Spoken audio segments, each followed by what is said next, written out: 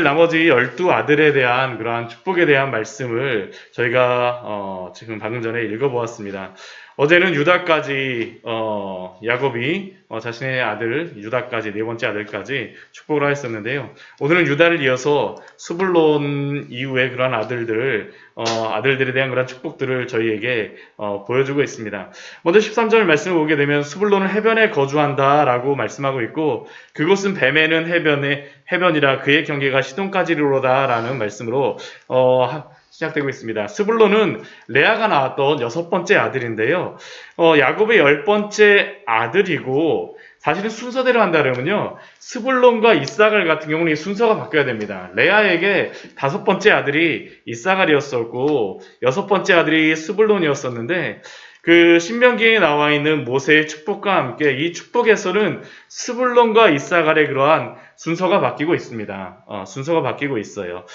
스불론의 그러한 말씀을 보게 되면요. 스불론이 해변에 거주하고 그곳은 뱀에는 해변이라고 이야기하지만 실제로 다 스불론이 얻었던 그러한 땅을 보게 되면 이 지중해 해변 이라기보다는 오히려 이것이 땅으로 다 보게 되면 갈릴리 그쪽에 그 호수를 호수를 말하는 것으로서 생각을 합니다. 왜냐하면 스불론이 땅을 이 지중해 해변으로 다 얻은 것으로 보이지 않거든요. 그래서 이 스불론의 그러한 그 해변에 거주한다라는 그러한 말을 그 뱀에는 해변을 그 갈릴리의 해변으로서 그런 생각을 합니다. 근데 여기 그 이스라엘 히브리어 같은 경우는 뭐 호수나 바다나 다 그 바다로다 그렇게 말하기 때문에 크게 문제는 없죠. 그리고 그 다음 이어서 보게 되면 이사갈이 나오고 있는데요. 이사갈 같은 경우는 양의 우리 사이에 꿇어앉은 건장한 나귀로다. 그리고 또 15절 말씀 보면 쉴 곳을 보고 좋게 여기며 토지를 보고 아름답게 여긴다라고 그 말씀하고는 말미암아 이사갈 같은 경우는 그 환경에 잘 적응하고 그 환경 속에서 잘 지내는 만족하는 그러한 아들로서 축복을 하고 있습니다. 그런데 문제는 무엇이냐면요. 그곳을 만족하는데 문제는 그 뒤에 그 끝부분을 보게 되면 그곳에 만족하여서 짐을 메고 압제 아래에서 섬긴다라고 말씀하고 있죠. 그러니까 결국 문제는 이 이사갈 같은 경우는 그 자신에게 오는 자신이 정복해야 될 가나안 땅을 정복하는 것이 아니라 오히려 가나안 사람들에게 압제를 당하고 영향을 받은 것으로서 생각을 합니다. 즉 이사갈 같은 경우는 그냥 세상 속에서 세상에 타협하며 우리가 살아가다 보면 죄와 싸워야 될 때가 있음에도 불구하고 그냥 좋은 게 좋은 거지 하면서 살았던 모습이 바로 이사갈의 모습이라고 할 수 있죠. 또 단 같은 모습을 보게 되면요. 우리 6절 말씀을 보게 되면 다는 한 이스라엘의 지파같이 그의 백성을 심판한다라고 말씀하고 있습니다. 또 그 17절 말씀에서는 다는 길섭의 뱀이고 새길의 독사로다 말굽을 물어서 그 탄자를 뒤로 떨어지게 하리로다라고 말씀하므로 이 단과 같은 경우는 전쟁에 능한 그러한 지파로서 설명을 하고 있습니다.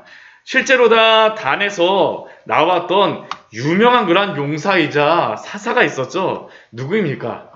삼손입니다. 삼손. 삼손이 바로 이 단에게서 나온 그러한 사람이었었죠. 근데 삼손 같은 경우는 혼자서 그 블레셋의 그 사람들과 대항하여서 싸웠던 그러한 위대한 선지자 가운데 하나였었고, 근데 문제는 무엇이었습니까?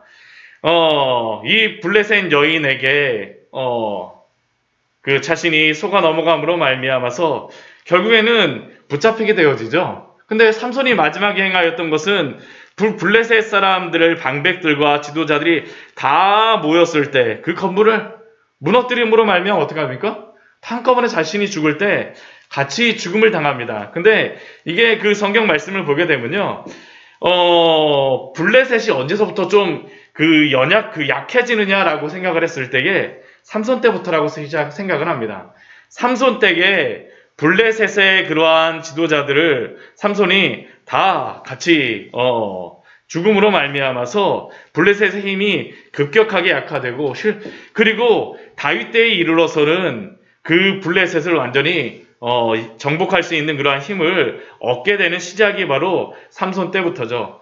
이 단이라고 하는 지파는 또 그 성경을 보게 되면 이게 길섭의 뱀이요 새끼의 독사로다라고 이야기를 하고 있는데, 단은 두 군데의 그러한 땅을 가지고 있었습니다. 두 군데의 땅을 가지고 있었습니다. 저희 그 성경지리 하면서 한번 보았었는데요. 이 유다 지파와 이 에브라임 지파, 요셉 지파 사이에 이 중간에 경계선과 같이 있었던 그 두 지파가 있었는데, 이 동쪽으로는 베냐민이 있었고요. 밑에 쪽으로 내려와서 지중해 쪽으로 있었던 지파가 바로 단이었습니다. 근데 단은 어떠한 문제가 있었냐면, 블레셋이 너무 강력하니까 블레셋 때문에 블레셋을 정복하는 것이 아니라 오히려 산에 올라와서 살았다라고 말하고 있습니다. 그러다가 결국에는 거기에 그 자리를 잡지 못하고, 사사기 말씀에 보면 북쪽에 있는 라이스라고 하는 곳으로 올라가는 그러한 말씀을 저희가 볼 수 있지 않습니까? 근데 이 블레셋, 그 북쪽으로 올라간 그 땅은 어디냐 하면요, 지도를 보게 되면 해변길이 시작되는 데가 바로 이 단입니다. 여기 지도에 보게 되면 여기 바로 그 헐몬산 바로 밑에가 여기 단이죠. 단이죠. 근데 여기 빨간 이 길이 해변길이 지나가는데 단서부터 시작되고 있습니다. 단으로 다 이렇게 들어와 갖고 지금 이 길이 지금 저희가 보았던 스불론, 이사갈 사이로 다 이렇게 지나가고 있는 겁니다. 그래서 오늘 말씀을 보게 되면요, 단이 이 길에 있으니까 이게 굉장히 강력한 그러한 지파 중에 하나였거든요. 힘 있는 지파 중에 하나니까 들어오는 그러한 백성, 그 정복하는 그러한 백성들을 향하여서 중간에서 뱀과 같이 말급을 물어서 떨어뜨리는 일들도 하였었지만, 그런데 문제는 무엇일까요? 북쪽의 그러한 나라들이 너무나도 강력합니다. 북쪽의 나라들이 너무나도 강력하죠.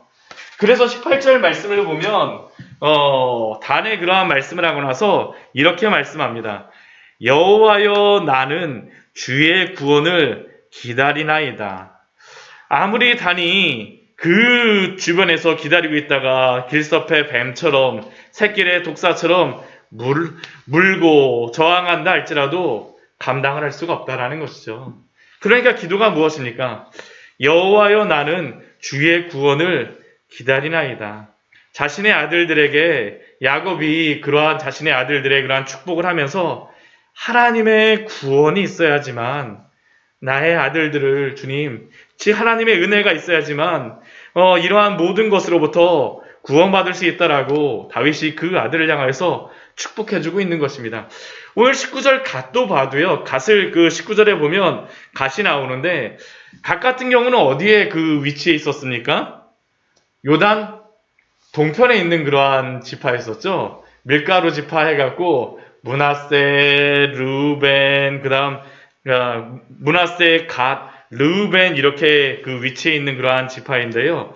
이 갓 같은 경우도 이게 요단 동편에 있으면서 군대의 추격을 받으나 그 뒤를 추격하는 그러한 지파라고 이야기하였지만, 그러나 또 이렇게 갓이 이러한 때도 있었지만 또 문제는 무엇이냐면 이 갓이 있었던 그 지역도 왕의 대로가 지나는 그러한 지역입니다.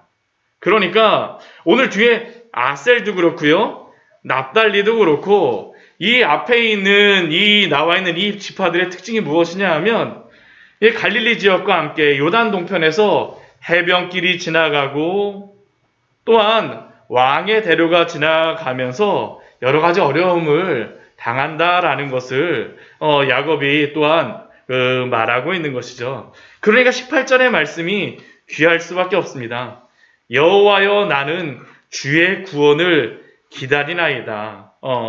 우리 아셀 같은 경우에는 기름진 땅에 있고, 납달리 같은 경우는 암사슴과 같이 아름다운 소리를 바라지만, 그러나 하나님의 구원이 있지 않으면 안 된다라고 말씀하고 있는 것이죠. 특별히 여기 그 18절에서 아까 제가 말씀을 안 드렸었는데, 이 구원이라고 하는 이 단어가 히브리어로 뭐냐 하면요, 예슈아입니다. 예슈아. 그러니까 예수님의 이름이 여기 나와 있습니다. 예수님의 이름이 나와 있어요. 그러니까 이 아들들을 보면서 야곱이 지금 기도를 하고 있는 것이죠. 하나님 앞도 간구하면서 또한 바라는 것입니다. 여호와여 나는 주의 구원을 기다리나이다. 지금 이 아들들 어려운 가운데에 또한 앞으로 있을 것을 내다보면서 하나님께서 구원을 베풀어 주시기를 기다리는 것이죠. 우리도 그렇지 않습니까? 우리가 이 세상을 살아가면서 여러 가지 환경과 맞닥뜨릴 때 우리가 기도해야 될 것이 무엇입니까? 여호와여 나는 오늘도 주의 구원을 기다리오니 당신의 은혜를 베풀어 주시옵소서. 오늘도 이렇게 기도하며 나아갔으면 좋겠습니다. 우리 또 22절 우리 말씀을 보게 되면요. 이제 요셉에 대한 그러한 축복이 나오고 있습니다. 요셉에 대한 그러한 축복은 참 야곱이 모든 아들들에게 주었던 그 모든 축복을 이 요셉에게 다 말하고 있습니다. 요셉은 22절 말씀은 어떠한 축복이 있습니까? 무성한 축복이 있죠. 무성하게 번성하는 축복이 있음을 말하고 있습니다. 요셉은 무성한 가지 곧 샘 곁에 무성한 가지라 그 가지가 담을 넘었도다. 얼마나 이게 무성하면 가지가 담을 넘는 축복이 있습니다. 담을 넘는 축복이 있죠. 저는 이 말씀을 볼 때마다 생각나는 게 무엇이냐면 어렸을 때 저희 집에 포도나무 한 그루가 있었는데 그 포도나무 이렇게 그 심어놓은 나무 한 그루에서 이게 옆에 수도가가 있었거든요. 그래서 거기서 이렇게 막 자라갖고 포도가 막 그 열리는 그러한 것들이 기억이 나는데 요셉이 바로 그것이죠. 무성한 그러한 축복. 이 축복은 또한 어떤 축복이냐 하면요. 학대하며 적개심을 가지고 활 쏘는 자가 있지만 요셉은 어떻습니까? 22절 말씀 보면 도리어 요셉의 활이 더 굳세며 더 힘이 있어서 이긴다라고 말하고 있죠. 이긴다라고 말하고 있습니다. 어떻게 더 굳세며 더 그의 팔이 힘이 있어서 이길 수가 있겠습니까? 다른 게 아닙니다. 24절과 25절 말씀을 보게 되면 전능자이신 하나님이 그를 붙잡아주고 계시기 때문입니다. 야곱의 전능자 이스라엘의 반석인 목자의 손을 힘이 붐이라. 야곱의 인생이 요셉의 인생이 그렇지 않았습니까? 형들에게 애굽에 팔려갔으나 그곳에서 학대도 당하고 여러 가지 어려움도 당하였으나 그가 애굽의 총리가 된 것과 같이 하나님이 요셉을 붙잡아 주신 것이죠. 우리가 아무리 어려운 가운데 있다 할지라도 하나님이 붙잡아 주시면 그 하나님이 전능하신 하나님이시며 반석이신 하나님이시기 때문에 또한 목자와 같이 우리를 지키시고 보호하여 주시기 때문에 넉넉하게 감당할 수 있는 줄 믿습니다. 그 하나님이 어떠한 하나님이십니까? 우리 25절 말씀 같이 한번 읽어보도록 하겠습니다. 같이 한번 읽겠습니다. 내 아버지의 하나님께로 말미암나니 그가 너를 도우실 것이요 전능자로 말미암나니 그가 내게 복을 주실 것이라. 위로 하늘의 복과 아래로 깊은 샘의 복과 젖먹이는 복과 태 복이리로다. 네. 이러한 축복이 날마다 임하시는 우리 귀한 성도님 되시기를 축원합니다. 정말로 야곱이 요셉에게 이러한 축복을 빌어주고 있습니다.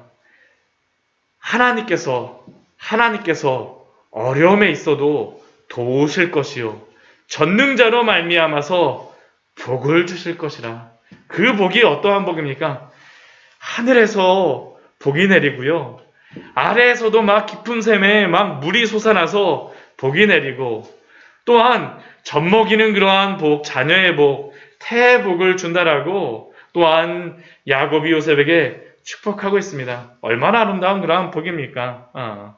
그리고 이러한 복이 요셉의 머리로 형제 중 뛰어난 자의 정수리로 돌아온다라고 지금 축복하고 있습니다. 이러한 축복 얼마나 아름다운 축복입니까? 또 우리 그 27절 말씀 보게 되면 마지막으로 베냐민에 대하여서 이렇게 말합니다. 베냐민은 물어뜯는 일이라. 아침에는 빼앗은 것을 먹고 저녁에는 움킨 것을 나누리로다. 베냐민 같은 경우는 야곱의 마지막 아들이자 라헬이 베냐민을 낳다가 죽지 않습니까? 원래는 라헬이 죽으면서 베논이라고 외쳤었죠. 슬픔의 아들이라고 불렸었으나 그러나 야곱이 그의 이름을 무엇으로 바꿉니까? 베냐민, 오른손의 아들이라는 그러한 이름으로 바꿉니다. 오른손의 아들. 그래서 실제로 베냐민을 보게 되면요, 이 슬픔의 아들이라기보다는 굉장히 용맹한 지파였었죠. 그렇죠. 용맹한 지파라서 이 베냐민 같은 경우에 나왔던 그러한 유명한 사사가 누구입니까? 우리 사사기 3장 말씀해 보게 되면 왼손잡이 에훗이 바로 베냐민 출신이고요. 또 우리 그 사울과 요나단도 바로 베냐민으로부터 나오죠. 베냐민으로부터 나옵니다. 또 이 강력한 베냐민이 이 자신만 이렇게 빼앗은 것을 먹는 것이 아니라 저녁에는 움킨 것을 나눈다라고 말하고 있는데요. 유다 지파와 같이 그 다윗의 그러한 왕조를 끝까지 지켰던 그러한 지파가 바로 이 베냐민 지파였었죠. 그렇죠. 마지막 베냐민 지파.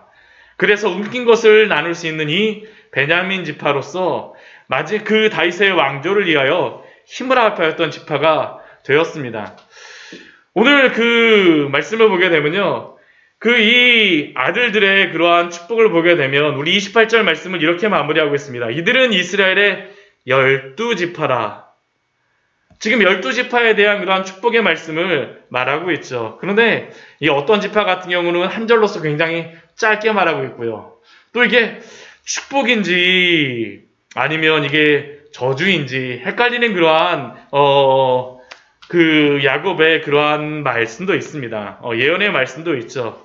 그러나 분명한 것은 무엇입니까? 이 예언의 말씀은 하나님께서 야곱에게 주신 그러한 말씀이죠. 또한 하나님의 섭리에 따라 그 이스라엘의 12아들들 안에서 성취되어질 것입니다. 그냥 하나님께서는 야곱에게 주신 이 말씀을 그냥 땅에 떨구는 것이 아니라 하나님이 성취하십니다. 왜냐하면 하나님의 말씀이기 때문이죠. 하나님의 말씀이기 때문이죠. 근데 오늘 28절 우리 뒷부분에 보게 되면 우리가 좀 이 말씀을 좀 주의하였으면 좋겠습니다. 야곱이 이와 같이 그들의 아버지가 그들에게 말하고 그들에게 축복하였으니 곧 그들 각 사람의 분량대로 축복하였더라라고 말하고 있죠. 그 말씀하고 있습니다.